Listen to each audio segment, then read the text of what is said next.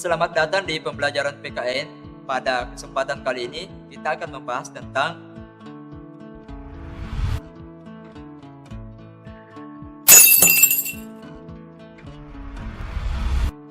hak asasi manusia atau sering disingkat dengan HAM.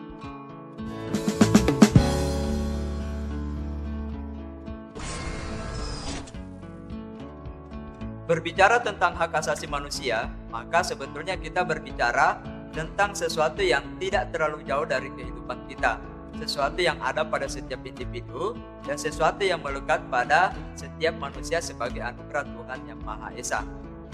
Namun, sebelum kita melangkah lebih jauh ataukah menjelaskan lebih spesifik tentang hak asasi manusia, maka alangkah baiknya kita mengetahui dulu tentang pengertian dari hak asasi manusia itu sendiri. Jika kita men-searching di Google, maka banyak sekali pengertian dari hak asasi manusia yang bisa kita temukan dari berbagai sumber. Tetapi pada kesempatan kali ini, saya akan mencoba menyampaikan 3 pengertian dari hak asasi manusia, tentunya dari berbagai sumber yang berbeda pula. Dan saya merasa bahwa ketiga pengertian dari hak asasi manusia yang saya coba sampaikan ini itu sudah bisa mewakili dari banyaknya pengertian hak asasi manusia yang lain. Yang pertama, ada seorang ahli yang bernama John Locke. Dia mengemukakan bahwa sesungguhnya hak asasi manusia adalah kodrat manusia sebagai makhluk yang bebas dan setara. Dan yang kedua, menurut Undang-Undang Nomor 39 Tahun 1999 yang mengemukakan bahwa hak asasi manusia adalah seperangkat hak yang melekat pada hakikat keberadaan manusia. Dan yang ketiga, menurut Profesor Darti Darmodiharjo yang mengemukakan bahwa hak asasi manusia adalah hak dasar yang dimiliki oleh manusia sejak manusia itu dilahirkan sebagai anugerah Tuhan Yang Maha Esa. Jadi saya harap ketika saya sudah menyampaikan ketiga pengertian dari hak asasi manusia tadi, maka kita sudah memiliki pengetahuan dasar dulu tentang hak asasi manusia. Kemudian kita masuk kepada macam-macam hak asasi manusia. Jika hak asasi manusia diibaratkan sebagai sebuah pohon, maka kita bisa melihat di sekitar kita ada berbagai macam pohon. Sama dengan hak asasi manusia yang memiliki juga berbagai macam jenis. Yang pertama, ada namanya hak asasi pribadi, seperti kebebasan di dalam mengeluarkan pendapat, baik itu disampaikan secara lisan maupun disampaikan secara tulisan. Yang kedua, hak asasi politik, seperti kebebasan memilih dan dipilih. Yang ketiga, hak asasi ekonomi, seperti hak untuk bebas di dalam memilih pekerjaan, mengumpulkan harta, dan lain sebagainya. Kemudian yang keempat, hak asasi hukum, seperti hak seseorang untuk mendapatkan perlakuan yang sama di depan hukum dan pemerintahan. Kemudian yang kelima, hak asasi sosial dan kebudayaan, seperti hak seseorang untuk mendapatkan pendidikan, mendapatkan jaminan kesehatan, ikut berpartisipasi di dalam kegiatan kebudayaan dan lain sebagainya. Kemudian yang keenam ataukah yang terakhir, yaitu hak asasi dalam tata cara peradilan dan perlindungan, seperti hak perlindungan di dalam penahanan, hak perlindungan di dalam pengadilan, hak perlindungan di dalam proses penggeledahan. Jadi itu tadi macam-macam dari hak asasi manusia. Selanjutnya, kita masuk kepada ciri-ciri dari hak asasi manusia. Jika semua benda di muka bumi ini memiliki sebuah ciri-ciri, maka sama dengan hak asasi manusia. Dia juga memiliki ciri-ciri. Apa itu ciri-cirinya? Yang pertama, dia hakiki. Artinya, dia ada pada setiap manusia. Kemudian yang kedua, dia universal. Universal artinya dia bersifat menyeluruh. Jadi seluruh manusia yang ada di muka bumi ini itu memiliki apa yang namanya hak. Dan kalau dia bersifat universal, maka dia tidak boleh dibatasi oleh ras, dia tidak boleh dibatasi oleh suku, dia tidak boleh dibatasi oleh warna kulit, bahasa, dan lain sebagainya. Kemudian, yang ketiga, dia permanen.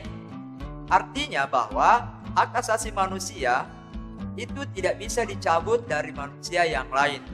Sehingga sekuat apapun seorang manusia, dia tidak akan pernah bisa mencabut hak yang dimiliki oleh manusia yang lainnya. Kemudian yang keempat adalah dia tidak bisa dibagi. Kenapa hak asasi manusia menjadi sesuatu yang tidak bisa dibagi? Karena dia sudah melekat di dalam diri manusia. Dia sudah satu paket. Artinya ketika dia sudah menjadi satu paket, maka otomatis dia menjadi sesuatu yang tidak dipisahkan oleh diri manusia. Jadi itu tadi ciri-ciri dari hak asasi manusia. Kemudian kita masuk kepada pelanggaran hak asasi manusia. Di Indonesia banyak sekali pelanggaran hak asasi manusia yang pernah terjadi.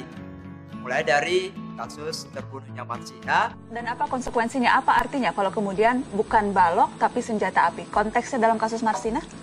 Jadi pelakunya siapa yang punya akses dengan senjata itu kan?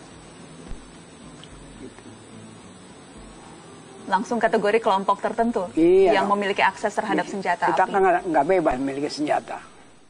Kasus terbunuhnya Munir. 7 September 2004, aktivis sekaligus pengacara hak asasi manusia ternama Munir Said Talib dikabarkan tewas di dalam pesawat Garuda Indonesia GA974 yang tengah terbang menuju Amsterdam, Belanda. Tragedi 1998.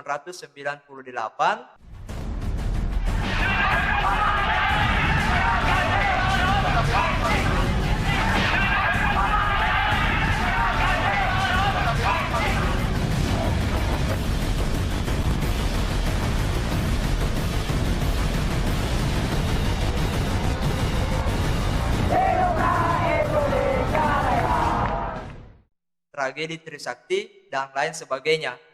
Bahkan ketika kita membuka Google ataukah membuka YouTube dan kemudian kita mencari berbagai pelanggaran hak asasi manusia yang pernah terjadi di Indonesia, maka akan banyak sekali mampu kita temukan. Lalu yang menjadi pertanyaan adalah apa kira-kira penyebab sehingga banyak terjadi pelanggaran hak asasi manusia?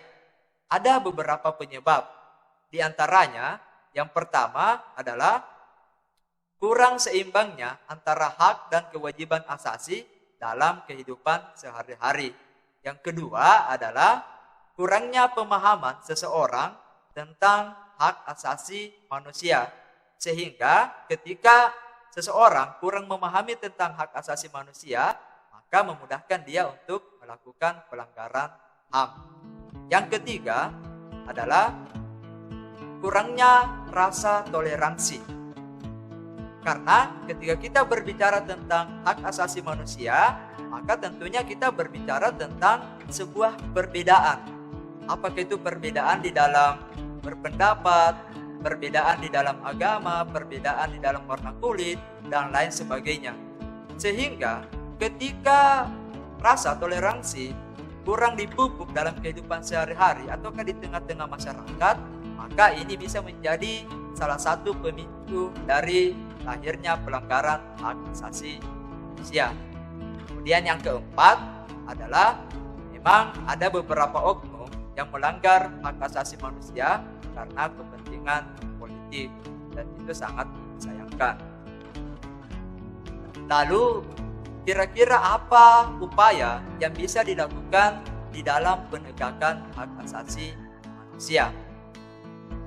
Tentunya yang paling efektif yang bisa kita lakukan di dalam melakukan perlindungan dan penegakan hak asasi manusia adalah adanya kolaborasi yang baik, adanya kerjasama antara pemerintah dan kemudian masyarakat di dalam memberikan kemajuan, perlindungan, dan pemenuhan hak asasi manusia.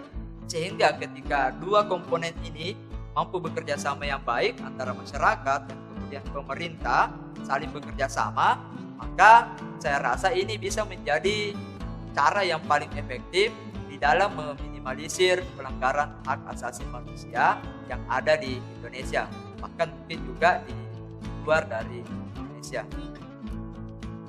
Nah, sebagai kesimpulan dari materi PKN kita pada hari ini tentang hak asasi manusia adalah yang pertama, sesungguhnya perlindungan hak asasi manusia bukanlah tanggung jawab satu ataukah dua orang, tetapi ini menjadi tanggung jawab kita bersama.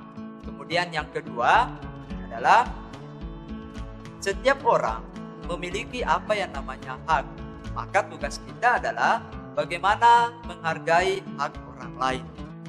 Yang ketiga, sebetulnya toleransi merupakan wujud dari cara kita menghormati hak asasi yang dimiliki oleh orang lain. Karena memang ya tentu akan ada perbedaan, tetapi bagaimana perbedaan itu menjadi sebuah warna, bagaimana perbedaan itu menjadi sesuatu yang indah di tengah-tengah masyarakat, sehingga menciptakan ataukah menimbulkan sebuah keharmonisan. Saya rasa untuk materi PKN kita pada kesempatan kali ini cukup sekian dan semoga bermanfaat dan sampai jumpa.